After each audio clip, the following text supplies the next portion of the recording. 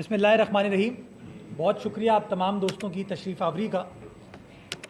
عموماً میں press conference کرتا ہوں جب کوئی ترقیاتی کام کا وزٹ کروں، اس کا افتتاح کروں، کوئی اکمپلشمنٹ ہو بلدیہ عظمیٰ کی جانب سے، اس کے بارے میں گفتگو کرتا ہوں اور کوشش یہ کرتا ہوں کہ ترقیاتی کاموں پر ہماری توجہ عوام کی میں دلواؤں، اور اوائڈ کرتا ہوں کہ سیاسی گفتگو جو ہے صرف اس کے لیے پریس کانفرنس نہ کروں.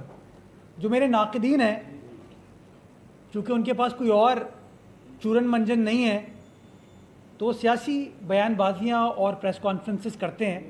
تو اس سلسلے میں جو پچھلے تقریباً 20 روز سے کراچی کا مقدمہ میں وفاق کے نمائندے کے ساتھ لڑ رہا ہوں، وہ گورنر صاحب جو اپنے آپ کو وفاق کا نمائندہ کہتے ہیں، عوامی کہتے ہیں اور پتہ نہیں کیا کیا کہلواتے ہیں، آج ان کے ترجمان نے ایک پریس کانفرنس کی. ان کے ترجمان جناب فاروق ستار صاحب، سابق میئر کراچی، سابق وفاقی وزیر، سابق صوبائی سینئر وزیر، سابق سربراہ متحدہ قومی موومنٹ پاکستان جناب فاروق ستار صاحب نے آج صبح ایک پریس کانفرنس کی پوری MQM کو بٹھا کے. اور پریس کانفرنس کا لب لباب یہ تھا کہ میں گورنر صاحب کی ترجمانی کرتا ہوں اور گورنر صاحب کے بہاف پہ مجھے جواب دینے کی انہوں نے کوشش کی. اور انہوں نے کوشش کرتے ہوئے، ویسے تو فاروق ستار صاحب ہمیشہ شستہ گفتگو کرتے ہیں، آپ جناب سے بات کرتے ہیں، آج تو تم پہ تھے، وہ تم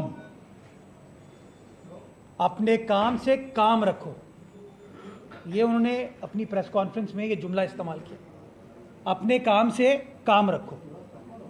تو پہلے تو میں نے مناسب سمجھا کہ گورنر صاحب کے ترجمان کا جواب میں بھی اپنے کسی ترجمان سے کراتا ہوں. میں نے کہا صنم یار تم جواب دے دینا، لیول تو ان لوگوں کا یہی ہے. لیکن پھر میں کہا نہیں یار، اس پہ کہیں پھر برا نہ مان جائے لوگ. تو میں نے کہا ریکارڈ کی درستگی کے لیے میں خود جواب دیتا ہوں. اب میری بات بری لگے، مرچیں لگے تو ایک اور پریس کانفرنس ہو جائے گی. تڑی تو انہوں نے مجھے دے دی ہے، آج انہوں نے مجھے تڑی دے دی ہے کہ بیٹا تمہارا وقت آئے گا. فاروق ستار صاحب،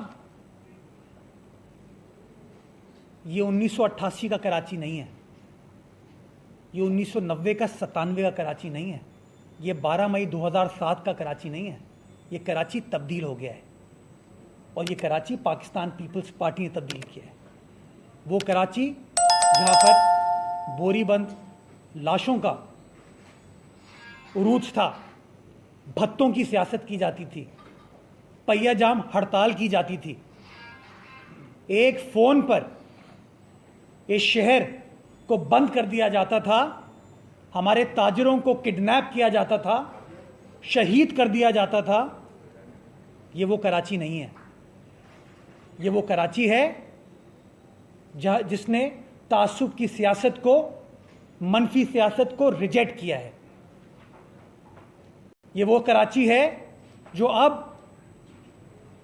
بلا تفریق کراچی شہر میں کام ہوتا ہوا دیکھ رہا ہے. مرتضی وہاب، سلمان عبداللہ مراد نہیں، پیپلز پارٹی کا ایک ایک کارکن بلاول بھٹو زرداری کے منشور کے مطابق اس شہر کی خدمت کر رہا ہے، کام کر رہا ہے. اور اگر آپ کو ہمارا کام برا لگتا ہے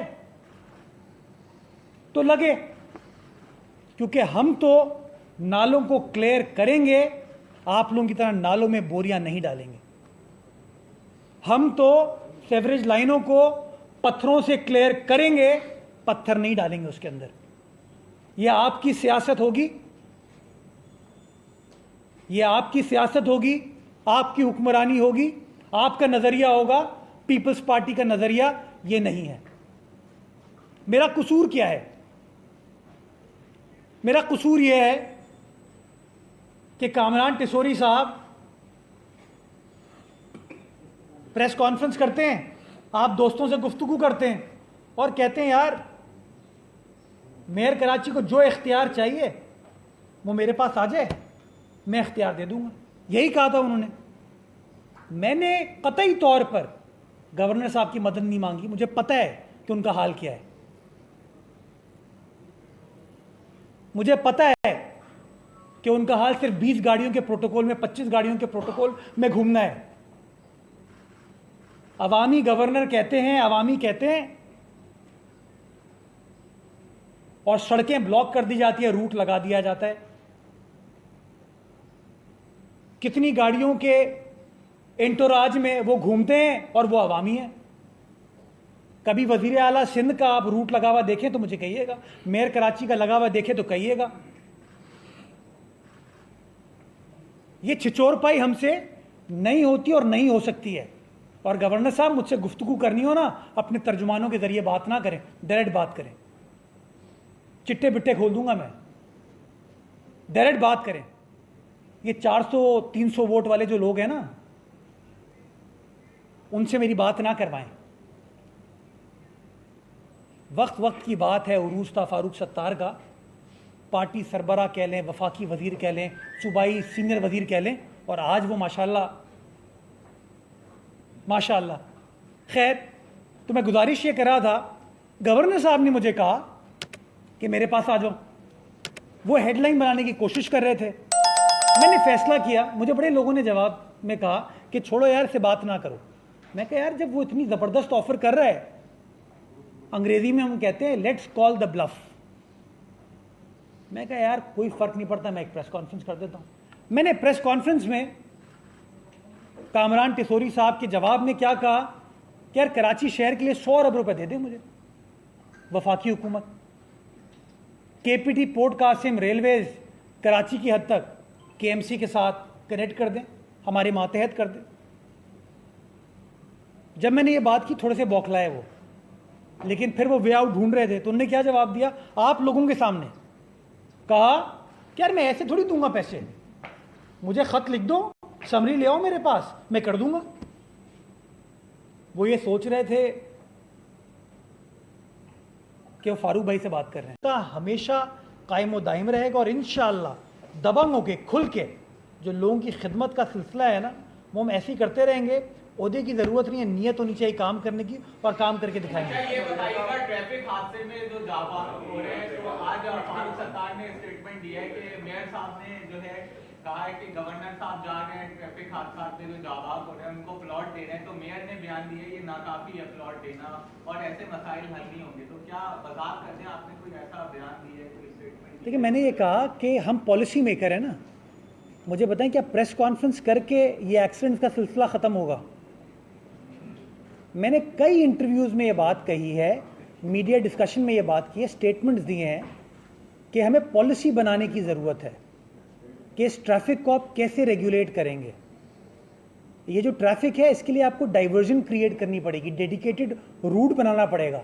تو میں نے تو کہا ناردرن بائی پاس بنائیں, لیاری ایکسپریس وے کو چلائیں. میں تو شارع بھٹو پہ چلاؤں گا یہ انشاءاللہ, لیکن جو ناردرن بائی پاس وفاق کا ہے, لیاری ایکسپریس وے وفاق کا ہے, میں نے اس کے لیے بات کی نا یار. یہ ہے ہم پالیسی میکرز کو کرنے کی ضرورت. پریس کانفرنس کر کے اگر یہ مسئلے حل ہو رہے ہوتے تو میرے خیال میں پھر تو جماعت اسلامی کراچی کو نیو یارک بنا چکی ہوتی. تو میری گزارش یہ, میں آج پھر کہتا ہوں, ابھی آپ نے کل بھی ایک اور اسٹیٹمنٹ سنا, انہوں نے کہا پہلے وہ گئے, انہوں نے وہاں پلاٹ کا اعلان کیا, کہتے 12 تاریخ کو گورنر ہاؤس آنا, وہاں پہ پلاٹ دوں گا, یعنی کہ ایک اور تقریب اور کوریج. میں رات کو ایک گروپ دیکھ رہا تھا, اس میں رات سے یا ارلی مارننگ دیکھا میں نے, آج 6 بجے کسی اور سے پھر ملنے جا رہے ہیں.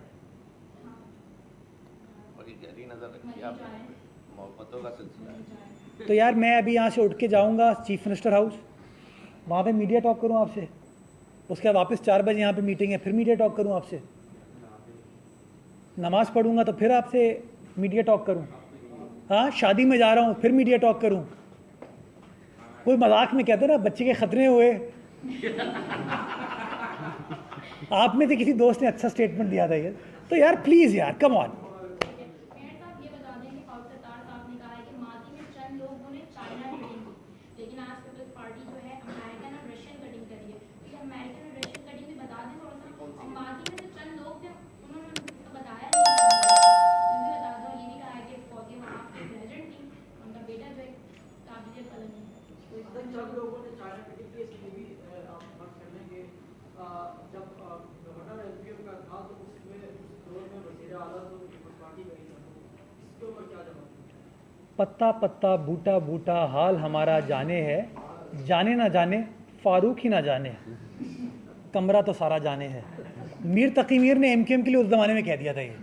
हाँ, आप मुझे बताइए, इन पार्कों के साथ, एमिनिटी प्लॉट्स के साथ क्या नहीं किया इन लोगों ने? कब्रिस्तान की ज़मीन इन लोगों ने नहीं छोड़ी। मतलब मेरे पास एक बड़ी फहरिस्त है, अगर फ़ारूक भाई चाहते हैं तो मैं फ़ारूक भाई के साथ भी वो चीज़ें शेयर कर लूँगा। बाकी मैं शुक्रगुज़ार हूँ कि आपने मेरी वालदा की तारीफ़ की, और इंशाअल्लाह मैं वालदा के नाम को रोशन ही करूँगा, बेफ़िक्र हैं आप। जी सुनो। मेरे साहब, एक तो आपने कहा कि घंटी हम बजाते रहेंगे 30 दिन हो गए, क्या आप फिजिकली जाके वो घंटी बजाएंगे? एक सवाल। और दूसरा साथ लेके चलें। एक और प्रेस कॉन्फ्रेंस। दूसरा सवाल ये कि मादी में तो जिसके लिए कहते थे कि देख लेंगे तो उसको फिर देख लेते थे, अब आपको कोई खौफ है कि आपको कहे कि आपको भी देख लेंगे? यार मेरे पास 30 गाड़ियाँ नहीं चल सकती हैं, मैं इतना अवामी नहीं हूँ यार। हाँ, ये 30 गाड़ियाँ जो है ना, तो गुजारिश मैं ये कर रहा था कि घंटी बजा सकते हैं हम फिज़िकली जाके भी, तो एक और प्रेस कॉन्फ्रेंस हो जाएगी, फिर आप लोगों को फिर तंग करूँगा। एक और बात आपकी ऐड करता चलूँ, गवर्नर साहब हर प्रेस कॉन्फ्रेंस में बात करते हैं कि मुर्तज़ा वहाब को जो मैंने कहा था एक प्रोजेक्ट ले आओ मेरे पास, अभी तक वो आए नहीं, तो क्या आपने वो लेटर क्या सिर्फ ऑफिस में रखने के लिए लिखा था? उस लेटर की चाहेंगे तो रिसीविंग देते, बल्कि गवर्नर साहब ने खुद एक्नॉलेज किया है कि लेटर मुझे मिल चुका है। नंबर, मैं एक उनका ईद का शो देख रहा था, वो इतना मुझसे अभी इन्फैचुएट हुए हुए हैं, वो उसमें भी उन्होंने मेरे बारे में तस्करा कर लिया। कहते मैं चश्मा लगाता हूँ तो मुर्तज़ा चश्मा लगा रहे हैं, मैं जो हूँ अपना पैडल खेल रहा हूँ तो मुर्तज़ा भी पैडल खेल रहे हैं। तो गवर्नर साहब आप प्रेस कॉन्फ्रेंस करते हैं तो मैं भी प्रेस कॉन्फ्रेंस कर ली, लेकिन यार प्लीज़ फ़ारूक भाई को उससे दूर रखें। फ़ारूक भाई से मेरा पुराना एक डिफरेंट रिश्ता है, आपको खेलना है मेरे साथ डायरेक्टली खेलें, डायरेक्ट, नो प्रॉब्लम। हाँ, फारूक भाई ने कहा है आपको टेसोरी फोबिया हो गया है। तिजोरी फोबिया? हाँ हाँ, तिजोरी? आप तिजोरी क्यों कह रहे हैं भाई? हाँ हाँ, भाई ये बताइएगा कि ज़ातियात पे कभी नहीं आ रहा, कभी नहीं। मुस्तफा भाई ये बताइएगा कि 12 अगस्त को आफाक अहमद ने कहा है कि वाइट बोर्ड लेके परचम लेके और सफेद पट्टी बांध के निकले। अब आज की भी सूरत हाल यह है कि ताजिर बिरादरी भी हड़ताल पे है, और आज ही बस्ती में उनका एक ऑफिस भी खुलना था जो कि इत्तलात के मुताबिक नहीं खुल सका, पोस्टपोन हो गया। तो इस सारे सिनेरियो को किस सकते? मैंने बीच में भी कहा था, मैं आफाक अहमद साहब की एक चीज़ पे इज्जत करता हूँ, उन्होंने शुरू में पहले कानून अपने हाथों में लिया, उसके बाद जब नेक्स्ट वाक़या वो थाने गए FIR कटाने के लिए, और वो दुरुस्त चीज़ है। मैं समझता हूँ कि ये तर्ज़ अमल अगर आफाक अहमद साहब का है, मैं उनके साथ खड़ा हूँ। ये कराची वालों का मुकदमा लड़ना है, मैं साथ खड़ा हूँ। बल्कि मैं, अगर विक्टिम की फैमिली कहेगी ना कि हमें वकील की ज़रूरत है, मैं वकील बनने को तैयार हूँ। एज़ मेयर कराची मैं कोर्ट में उनके लिए अपीयर होने को तैयार हूँ, लेकिन कानून को अपने हाथ में नहीं लें, जो तरीक़ेकार है उसको वज़ा करके आगे चलें। मैं आफाक साहब के साथ इसके साथ हूँ, क्योंकि मुझे पता है आफाक साहब ने जो है ना वो चाइना कटिंग की सियासत नहीं की है। ये चाइना कटिंग वाले जो है ना, China cutting, Russia cutting, America cutting, Houston cutting, Cape Town cutting, London cutting, एजवे रोड कटिंग, कटिंग, तो हम कटिंग चाय वाले हैं यार। नहीं, गवर्नर साहब जो हैं वो सदर के मातहत होते हैं और सदर के नुमाइंदे हैं, तो आपने बजाय आपका अपना सदर होने के आपने गवर्नर साहब पे इन्सार क्यों किया? अच्छा, मैं इसको भी वाजे कर दूं, ये जो बार बार कहा जाता है ना गवर्नर वफाक का नुमाइंदा है, घंटा गवर्नर और दोबारा। मैं बताता हूँ, गवर्नर साहब की तैनाती जो है ना वफाक करती है, उसके बाद वो सूबे में है, उसके घर का खर्चा, पेट्रोल, बिजली, सीएम हाउस, यहाँ तक के ग्रांट्स है ना, उनकी ग्रांट्स जो लोगों को वजीफे बांधते हैं, वो भी सिंध हुकूमत देती है। कितना खर्चा है अब? आप चाहेंगे तो मैं बजट की तफसीलात सारी दे दूंगा। मैं सिर्फ आपको छोटी सी मिसाल दूं, वज़ीर आला सिंध जो कि इलेक्टेड चीफ मिनिस्टर है ना, उसकी ग्रांट है, डिस्क्रेशनरी ग्रांट जिसको कहते हैं ना आप, 10 करोड़ रुपए साल की, इनकी 15 करोड़ रुपए। तो ये जो बार बार फारूक भाई मैं सब पता है मुझे, तो इसलिए कामरान भाई take it easy, you want to talk to me directly, not a problem. But ji Kamran भाई, मैं ये कहना चाहता हूँ कि आपको जो बात करनी हो मुझसे डायरेक्ट कीजिए, मैं तैयार हूँ, लेकिन पहले आप अपना वादा पूरा कीजिए।